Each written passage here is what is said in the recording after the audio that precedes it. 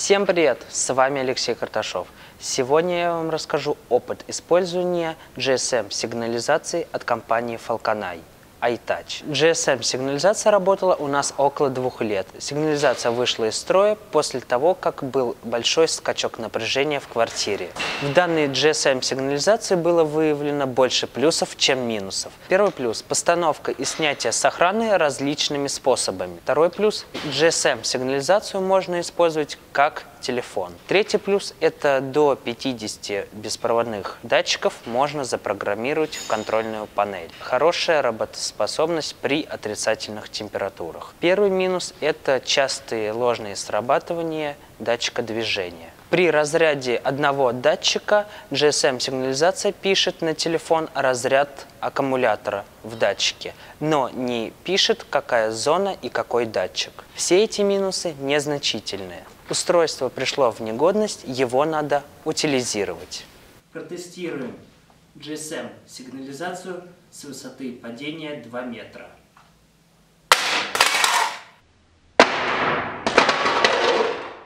Сейчас просверлим GSM-сигнализацию.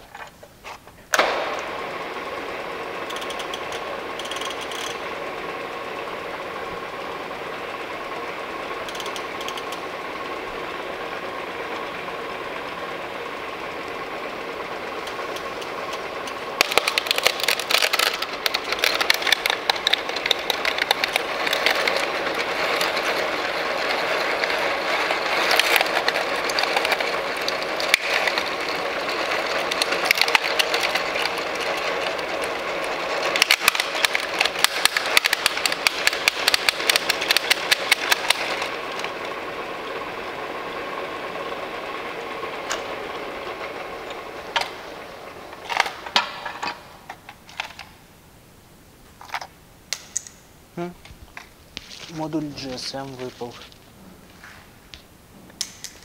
Ну что, такая вот у нас сигнализация с кружочком.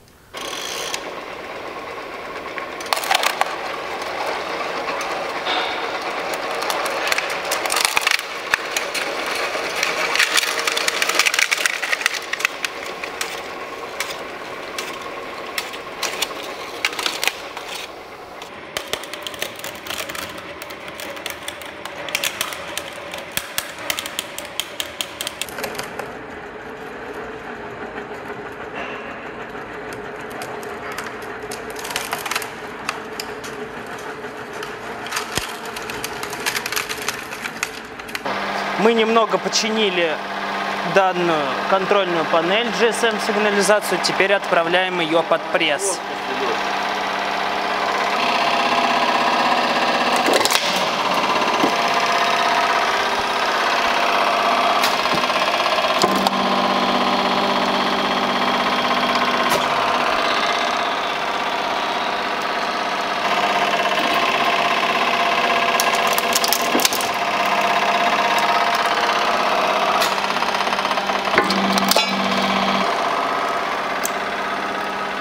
Данная сигнализация не выдержала уже метода.